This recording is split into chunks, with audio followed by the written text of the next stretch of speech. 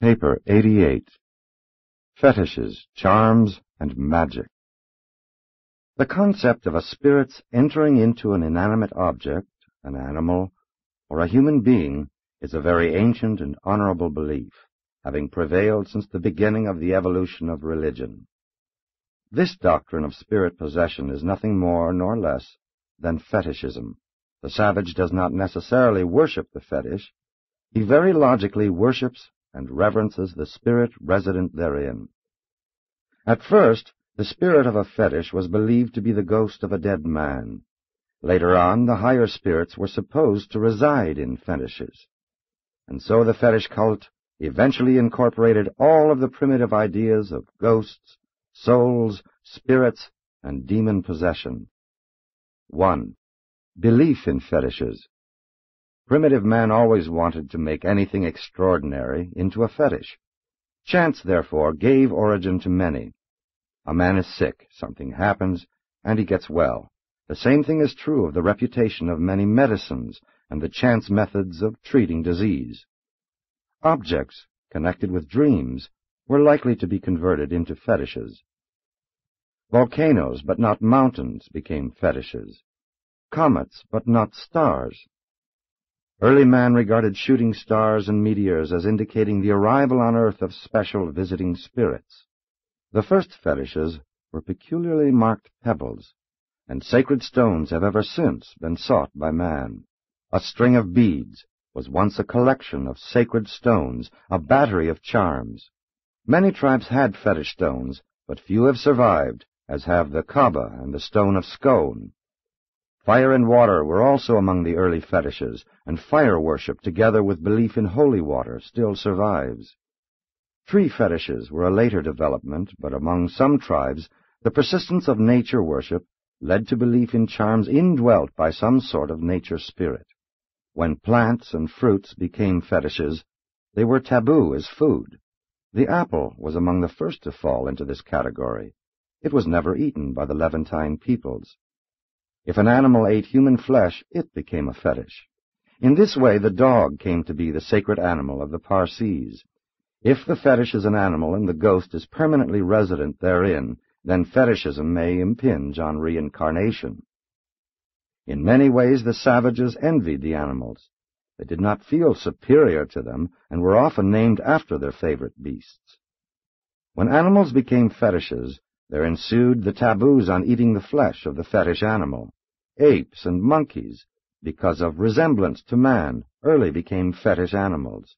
Later, snakes, birds, and swine were also similarly regarded. At one time, the cow was a fetish, the milk being taboo, while the excreta were highly esteemed. The serpent was revered in Palestine, especially by the Phoenicians, who, along with the Jews, considered it to be the mouthpiece of evil spirits. Even many moderns believe in the charm powers of reptiles. From Arabia on through India to the snake dance of the Moqui tribe of red men, the serpent has been revered. Certain days of the week were fetishes. For ages, Friday has been regarded as an unlucky day, and the number 13 is an evil numeral. The lucky numbers 3 and 7 came from later revelations. 4 was the lucky number of primitive man, and was derived from the early recognition of the 4 points of the compass. It was held unlucky to count cattle or other possessions. The ancients always opposed the taking of a census, numbering the people. Primitive man did not make an undue fetish out of sex. The reproductive function received only a limited amount of attention. The savage was natural-minded, not obscene or prurient. Saliva was a potent fetish. Devils could be driven out by spitting on a person. For an elder or superior to spit on one was the highest compliment. Parts of the human body were looked upon as potential fetishes, particularly the hair and nails. The long-growing fingernails of the chiefs were highly prized, and the trimmings thereof were a powerful fetish. Belief in skull fetishes accounts for much of later-day headhunting. The umbilical cord was a highly prized fetish. Even today it is so regarded in Africa. Mankind's first toy was a preserved umbilical cord. Set with pearls, as was often done, it was man's first necklace. Hunchbacked and crippled children were regarded as fetishes. Lunatics were believed to be moonstruck. Primitive man could not distinguish between genius and insanity. Idiots were either beaten to death or revered as fetish personalities. Hysteria increasingly confirmed the popular belief in witchcraft. Epileptics often were priests and medicine men. Drunkenness was looked upon as a form of spirit possession. When a savage went on a spree, he put a leaf in his hair for the purpose of disavowing responsibility for his acts. Poisons and intoxicants became fetishes. They were deemed to be possessed. Many people looked upon geniuses as fetish personalities possessed by a wise spirit, and these talented humans soon learned to resort to fraud and trickery for the advancement of their selfish interests. A fetish man was thought to be more than human. He was divine, even infallible. Thus did chiefs, kings, priests, prophets, and church rulers eventually wield great power and exercise unbounded authority. 2. Evolution of the fetish. It was a supposed preference of ghosts to indwell some object which had belonged to them when alive in the flesh. This belief explains the efficacy of many modern relics. The ancients always revered the bones of their leaders, and the skeletal remains of saints and heroes are still regarded with superstitious awe by many. Even today, pilgrimages are made to the tombs of great men. Belief in relics is an outgrowth of the ancient fetish cult. The relics of modern religions represent an attempt to rationalize the fetish of the savage and thus elevate it to a place of dignity and respectability in the modern religious systems. It is heathenish to believe in fetishes and magic, but supposedly all right to accept relics and miracles. The hearth, fireplace, became more or less of a fetish, a sacred spot. The shrines and temples were at first fetish places, because the dead were buried there.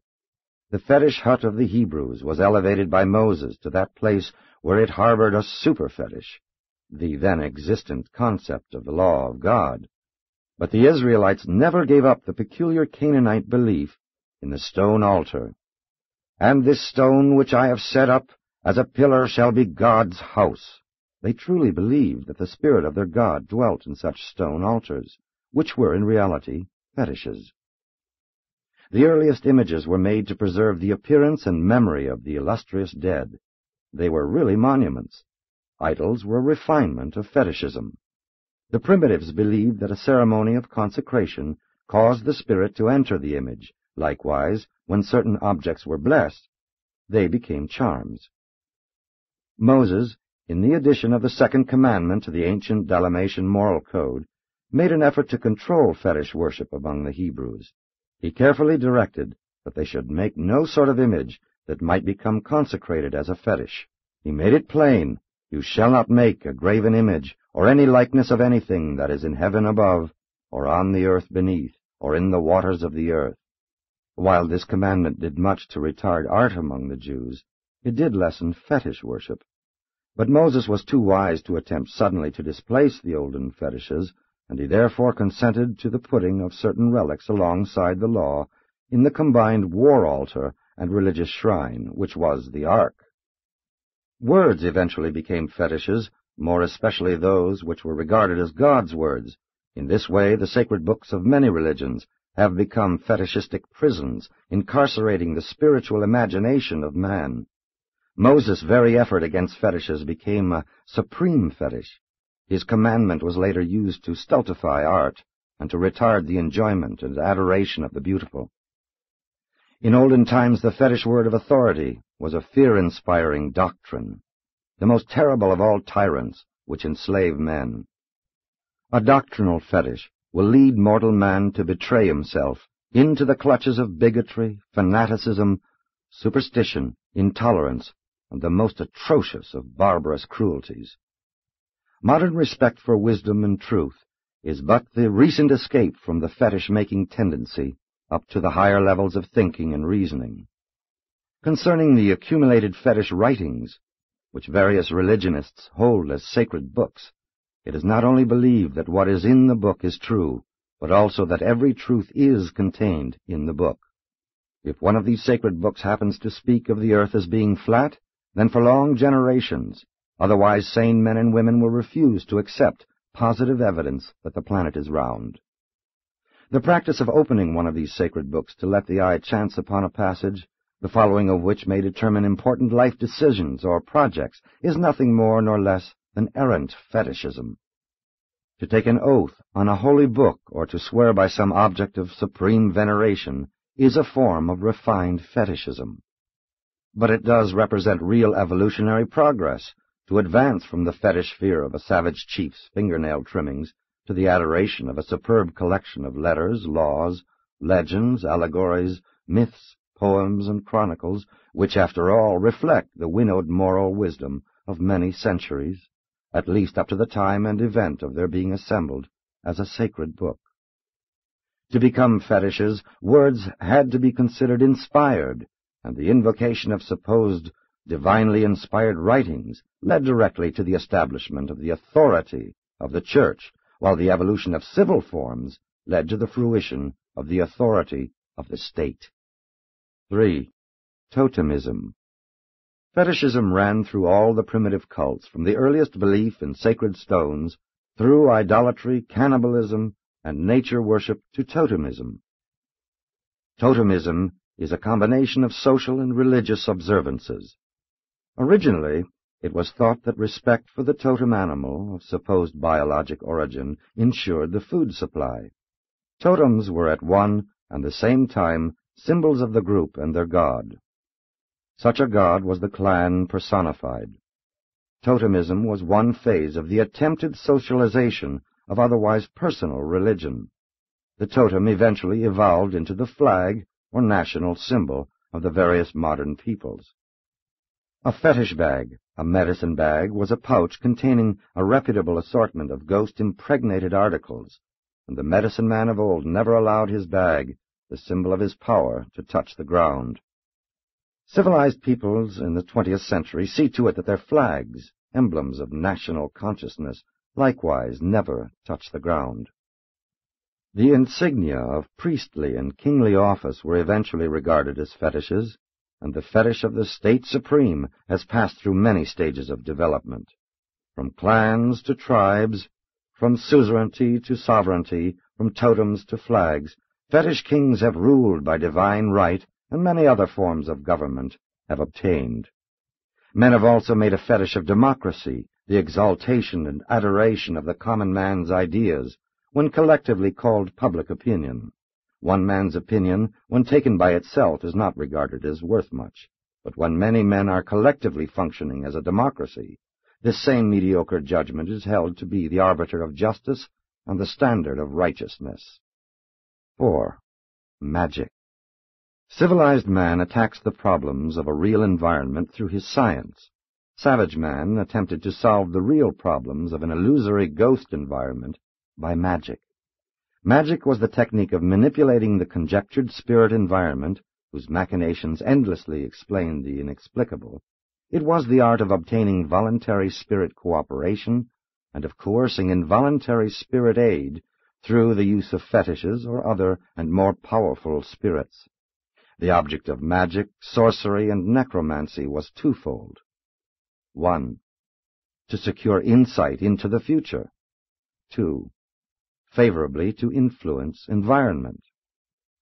The objects of science are identical with those of magic. Mankind is progressing from magic to science, not by meditation and reason, but rather through long experience, gradually and painfully. Man is gradually backing into the truth, beginning in error, progressing in error, and finally attaining the threshold of truth. Only with the arrival of the scientific method has he faced forward. But primitive man had to experiment or perish. The fascination of early superstition was the mother of the later scientific curiosity. There was progressive dynamic emotion, fear plus curiosity, in these primitive superstitions. There was progressive driving power in the olden magic. These superstitions represented the emergence of the human desire to know and to control planetary environment. Magic gained such a strong hold upon the savage because he could not grasp the concept of natural death. The later idea of original sin helped much to weaken the grip of magic on the race, in that it accounted for natural death. It was at one time not at all uncommon for 10 innocent persons to be put to death because of supposed responsibility for one natural death. This is one reason why ancient peoples did not increase faster, and it is still true of some African tribes. The accused individual usually confessed guilt, even when facing death. Magic is natural to a savage. He believes that an enemy can actually be killed by practicing sorcery on his shingled hair or fingernail trimmings. The fatality of snake bites was attributed to the magic of the sorcerer. The difficulty in combating magic arises from the fact that fear can kill.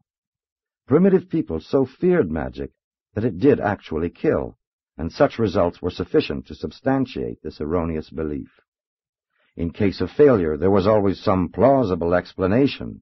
The cure for defective magic was more magic. 5. Magical charms.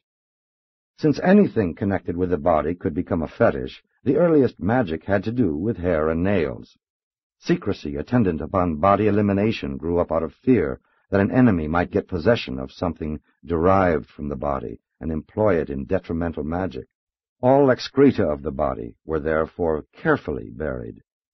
Public spitting was refrained from because of the fear that saliva would be used in deleterious magic.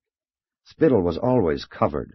Even food remnants, clothing, and ornaments could become instruments of magic. The savage never left any remnants of his meal on the table, and all this was done through fear that one's enemies might use these things in magical rites, not from any appreciation of the hygienic value of such practices. Magical charms were concocted from a great variety of things: human flesh, tiger claws, crocodile teeth, poison plant seeds, snake venom, and human hair. The bones of the dead were very magical. Even the dust from footprints could be used in magic. The ancients were great believers in love charms. Blood and other forms of bodily secretions were able to ensure the magic influence of love. Images were supposed to be effective in magic. Effigies were made, and when treated ill or well, the same effects were believed to rest upon the real person. When making purchases, superstitious persons would chew a bit of hard wood in order to soften the heart of the seller. The milk of a black cow was highly magical. So also were black cats. The staff or wand was magical, along with drums, bells, and knots. All ancient objects were magical charms. The practices of a new or higher civilization were looked upon with disfavor because of their supposedly evil magical nature. Writing, printing, and pictures were long so regarded. Primitive man believed that names must be treated with respect, especially names of the gods. The name was regarded as an entity, an influence distinct from the physical personality. It was esteemed equally with the soul and the shadow. Names were pawned for loans. A man could not use his name until it had been redeemed by payment of the loan. Nowadays one signs his name to a note. An individual's name soon became important in magic. The savage had 2 names. The important one was regarded as too sacred to use on ordinary occasions, hence the second or everyday name, a nickname. He never told his real name to strangers. Any experience of an unusual nature caused him to change his name. Sometimes it was in an effort to cure a disease or to stop bad luck. The savage could get a new name by buying it from the tribal chief. Men still invest in titles and degrees, but among the most primitive tribes, such as the African Bushmen, individual names do not exist. 6. The practice of magic. Magic was practiced through the use of wands, medicine ritual, and incantations, and it was customary for the practitioner to work unclothed. Women outnumbered the men among primitive magicians. In magic, medicine means mystery, not treatment. The savage never doctored himself. He never used medicines except on the advice of the specialists in magic, and the voodoo doctors of the 20th century are typical of the magicians of old. There was both a public and a private phase to magic. That performed by the medicine man, shaman, or priest was supposed to be for the good of the whole tribe. Witches, sorcerers, and wizards dispensed private magic, personal and selfish magic, which was employed as a coercive method of bringing evil on one's enemies. The concept of dual spiritism, good and bad spirits, gave rise to the later beliefs in white and black magic, and as religion evolved, magic was the term applied to spirit operations outside one's own cult, and it also referred to older ghost beliefs. Word combinations, the ritual of chants and incantations were highly magical. Some early incantations finally evolved into prayers. Presently, imitative magic was practiced. Prayers were acted out. Magical dances were nothing but dramatic prayers. Prayer gradually displaced magic as the associate of sacrifice. Gesture, being older than speech, was the more holy and magical, and mimicry was believed to have strong magical power. The red men often staged a buffalo dance in which one of their number would play the part of a buffalo, and, in being caught, would ensure the success of the impending hunt. The sex festivities of May Day were simply imitative magic, a suggestive appeal to the sex passions of the plant world. The doll was first employed as a magic talisman by the barren wife. Magic was the branch off the evolutionary religious tree, which eventually bore the fruit of a scientific age. Belief in astrology led to the development of astronomy. Belief in a philosopher's stone led to the mastery of metals, while belief in magic numbers founded the science of mathematics. But a world so filled with charms did much to destroy all personal ambition and initiative. The fruits of extra labor or of diligence were looked upon as magical.